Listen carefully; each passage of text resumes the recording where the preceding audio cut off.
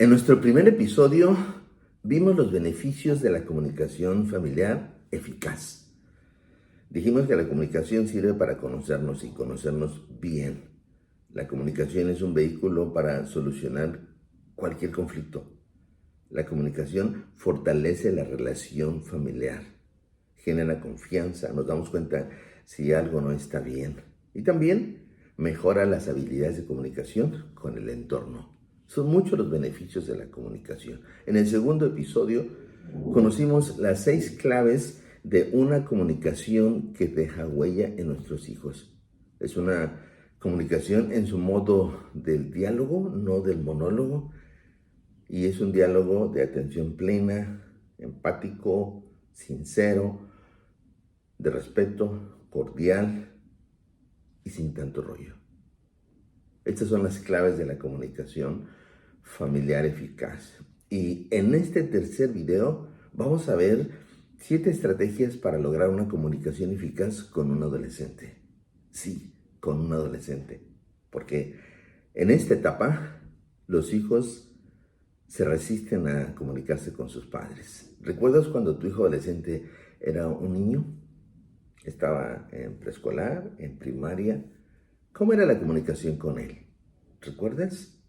Es muy práctico, es muy fácil hablar con los niños. Solo requieres tener ganas y tiempo.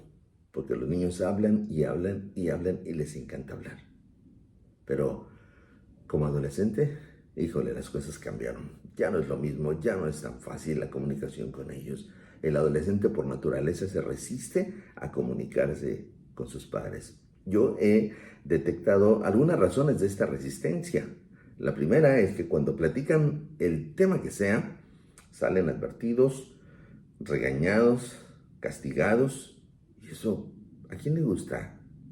Se resisten porque creen que los problemas que vienen a comentarle a sus padres no son problemas para ellos. Y también hay mucha resistencia de los adolescentes para comunicarse con sus padres porque han detectado que sus padres están cerrados al diálogo. Como que da flojera comunicarse con padres con esta actitud. ¿Qué hacer para lograr una comunicación eficaz? ¿Qué es lo que hay que hacer? Te voy a hablar de 7 estrategias para nosotros los padres, que al ponerlas en práctica, estas estrategias van a facilitar la comunicación en su forma de diálogo y van a traer todos estos beneficios que ya te mencioné. Pero son tareas que podemos desarrollar si no están desarrolladas en ti para que la comunicación fluya. Y sí se puede tener una buena comunicación con un adolescente. Claro, sí se puede. Pero si nos aplicamos en estas 7 tareas, será mucho más fácil. La primera tarea, llegar con buena actitud para crear un ambiente favorable en casa. ¿Quién quiere platicar? ¿Quién se siente cómodo cuando el ambiente está tenso? Cuando se nota la actitud negativa entre los padres o de los padres a los hijos. En relación a nosotros, mira, nos impacta demasiado la jornada de trabajo que tuvimos. Quizás fue demasiada. Problemas con nuestros compañeros, problemas con nuestro jefe, problemas con nuestros subordinados, problemas con los clientes si es que tenemos un negocio. Luego, de regreso a casa, nos toca el tráfico, un tráfico intenso. Venimos cansados, más el tráfico. Traemos preocupaciones del trabajo, preocupaciones de nuestra salud, preocupaciones por las deudas que tenemos. ¿Y esto qué genera? Cansancio, estrés, irritabilidad, molestia y sin ganas de llegar a casa. Porque esto es lo que ocurre con muchísimos padres. No tienen ganas de llegar a casa.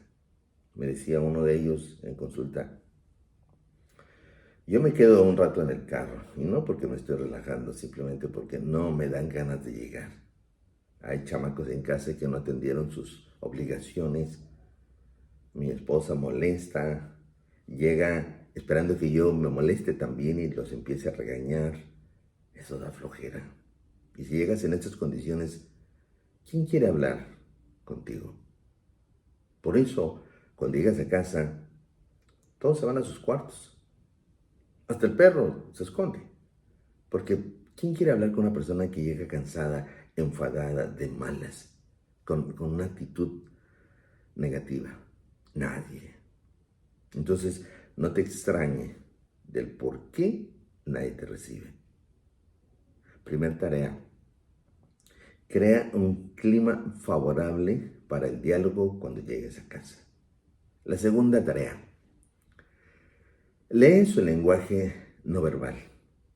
Aquí estamos hablando de toda esta información que no te está diciendo en su discurso, en su contenido, pero que tú la estás observando.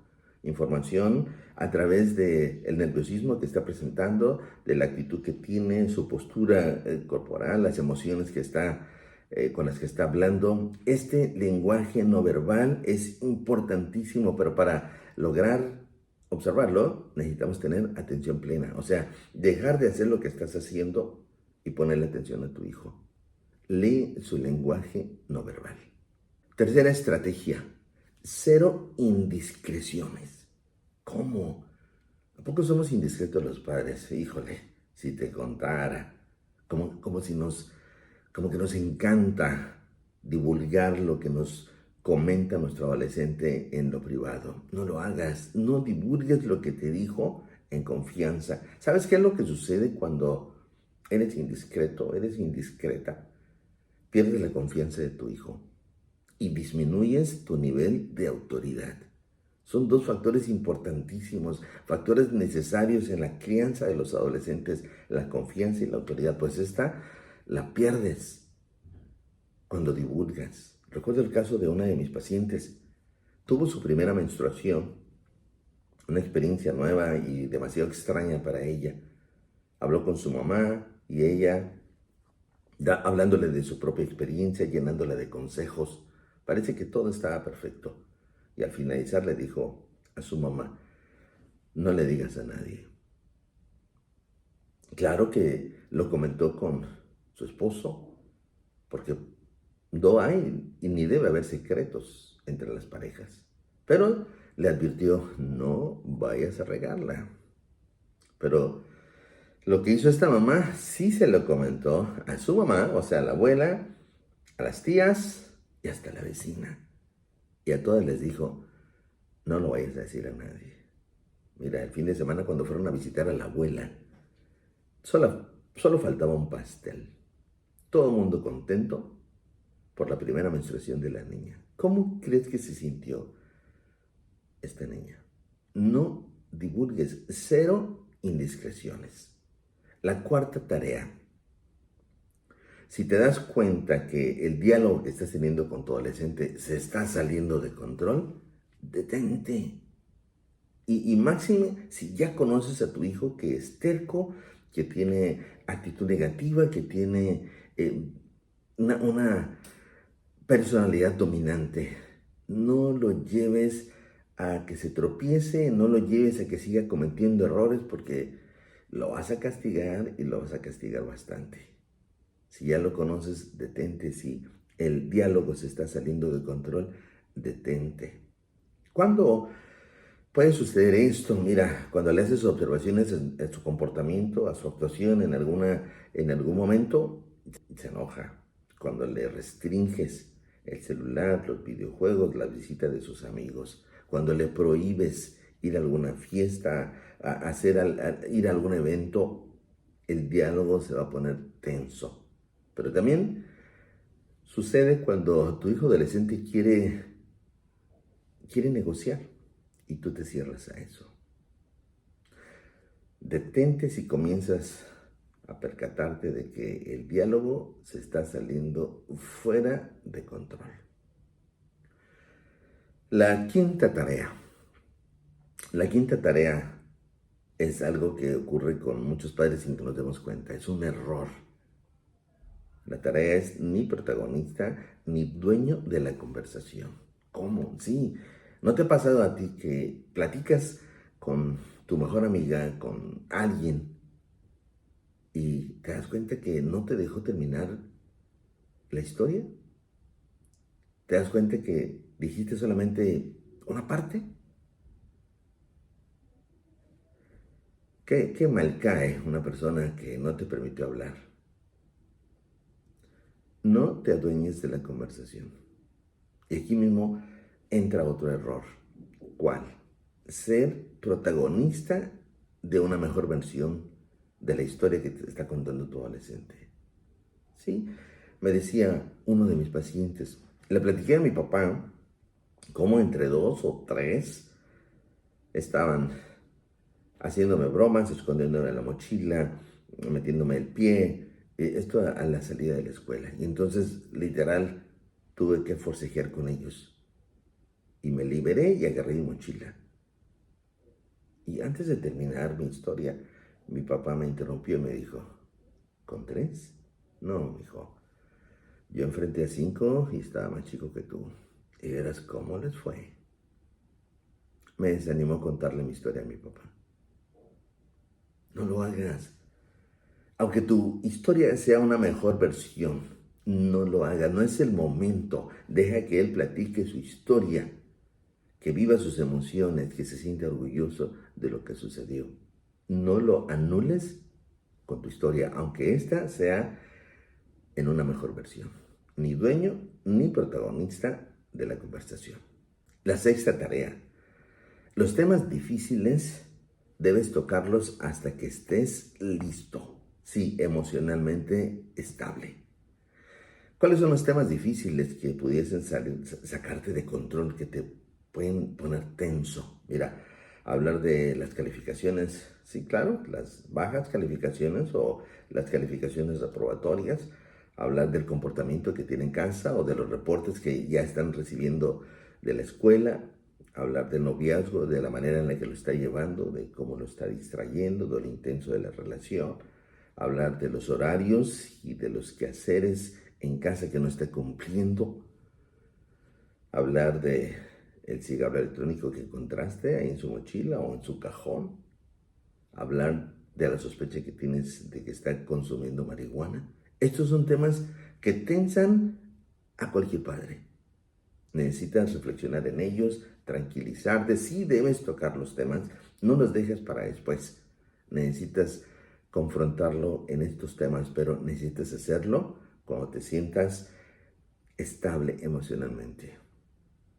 Que sea un diálogo objetivo, que no divagues, que no vayas por las orillas, sino que te centres en el propósito del diálogo, que tengas un control emocional, que no solo hables por hablar, porque hay padres que hacemos un contexto muy amplio y nos perdemos. Y tampoco cometes el error de traer el pasado, claro, errores que ya cometió tu hijo para usarlos de referencia. No. Céntrate en el punto, ya ten los 2 o 3 temas que vas a trabajar con él y se acabó. La recomendación es que toques el tema hasta que estés en control emocional. Y la séptima estrategia. Termina el diálogo con una frase amorosa. Sobre todo cuando el diálogo es intenso. Pero mira, expresiones como gracias por escucharme. Y luego le das un abrazo o le dices te amo. No importa lo que estabas hablando, pero conviértelo en un alto. Terminar de buenas el diálogo. Pero si se trata de un tema difícil, expresiones como te lo tenía que decir, sorry, pero eres tan importante para mí que no puedo pasar por alto este tema. Esa expresión deja ver una actitud positiva, una buena intención al tocar el tema. Puedes decirle, todo esto que te dije lo hago desde el amor que te tengo. Gracias por escucharme.